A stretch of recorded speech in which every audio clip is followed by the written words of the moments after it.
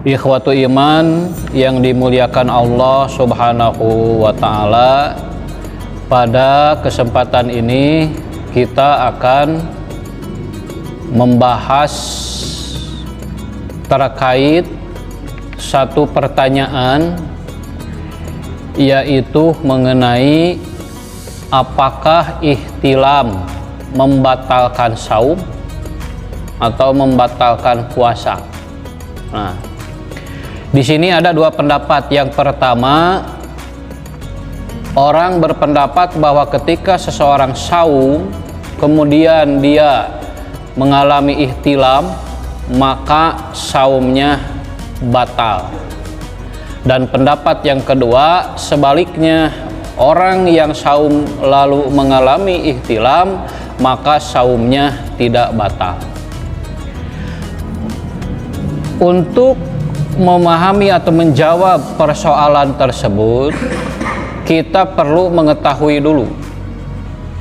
Di dalam Al-Quran, Al-Baqarah 187, di sana Allah Subhanahu wa ta'ala menjelaskan hanya 3 perkara yang membatalkan saum.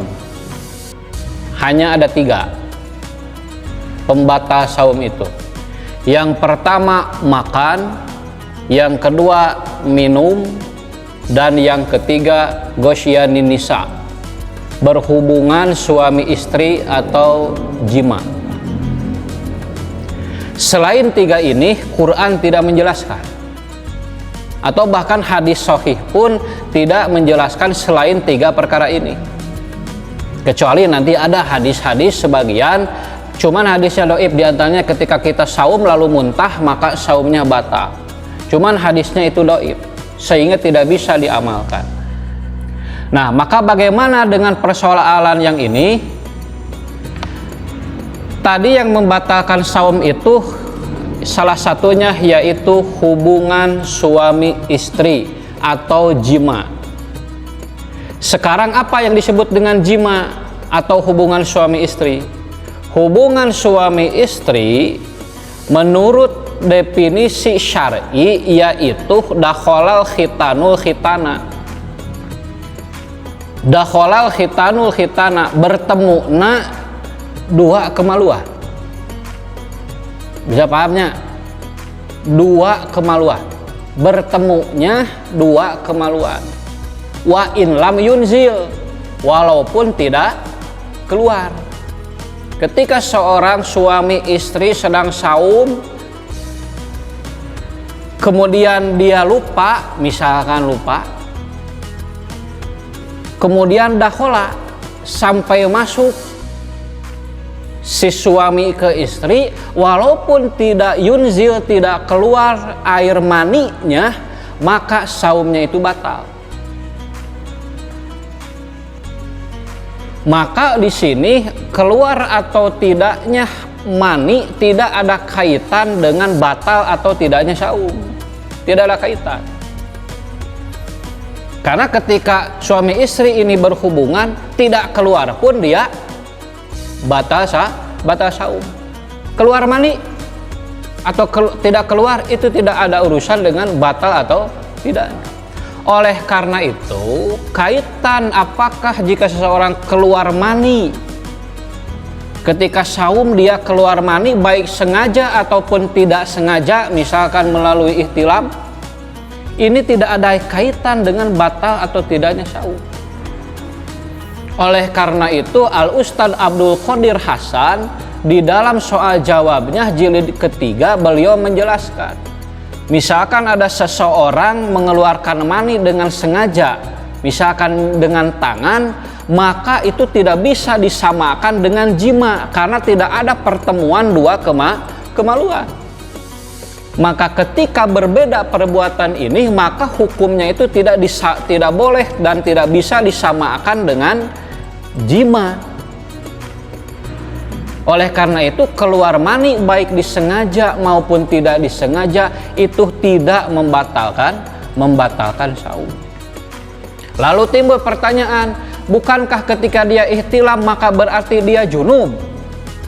Berarti ini masalahnya, pertanyaannya, apakah junub itu membatalkan saum? Siapa? Jadi ini masalahnya. Kalau junubnya berarti apakah junub itu membatalkan saum? Nah, nanti ada hadis dari Ummu Salamah dan Aisyah bahwa Rasulullah Shallallahu Alaihi Wasallam yudrikuhul fajru wa huwa junubun min ahlihi. Ternyata Nabi atau Rasulullah Shallallahu Alaihi Wasallam beliau pernah bangun di mana waktu subuh telah ada. Jadi Nabi itu ketiduran, yang mana malam harinya beliau setelah berhubungan suami istri, kemudian tidur, terbangun waktu subuh. Ini waktu subuh bangun Nabi. Artinya ini sudah masuk waktu saum. Berarti ini sudah masuk waktu saum kan? Di waktu saum ini Nabi belum mandi janabah. Berarti Nabi saum dalam keadaan junub. Apa yang Nabi lakukan? Summa yagtasilu wa yasumu. Nabi mandi janabat wa yasumu, dan Nabi melanjutkan puasanya. Dalam riwayat lain, layuk tiru walayakdi, lebih jelas. Nabi tidak serta-merta membatalkan saumnya. Nabi mandi, walayuk tiru, tidak membatalkan saum, apalagi sampai yakdi mengkodok saum. Maka inilah dalil sohih dan sorih, sohih dan jelas, jentre pisan, bahwa junub itu tidak membatalkan saum berdasarkan pelaksanaan atau pengamalan yang pernah Nabi alami. Maka untuk kasus ini bisa disimpulkan, ketika seseorang saum dia keluar mani, baik disengaja maupun tidak sengaja, misal lewat ihtilam, maka saumnya tidak batal. Adapun jika junub pun tidak membatalkan saum. Dia kalau mau hendak sholat tinggal mandi janabat, kemudian dia melaksanakan sholat. Begitu. Terima kasih.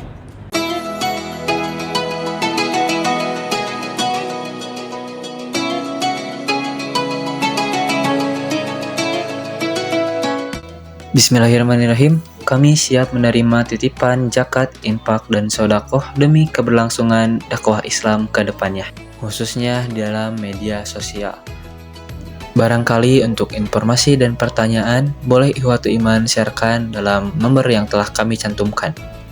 Dan jangan lupa pula untuk di-share ke teman-teman maupun kerabat terdekat. Saksikan terus konten-konten edukasi kami di masa yang berikutnya. Terima kasih.